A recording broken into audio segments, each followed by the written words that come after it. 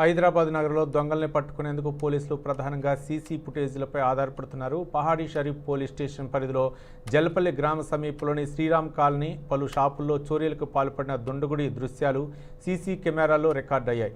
పలు షాపుల్లో యజమానుల దృష్టి మరల్చి సెల్ ఫోన్ డబ్బులను దొంగిలించాడు.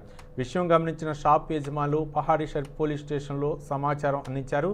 దీంతో కేసు నమోదు చేసుకుని సీసీ ఫుటేజీల ద్వారా దర్యాప్తు చేస్తున్నారు.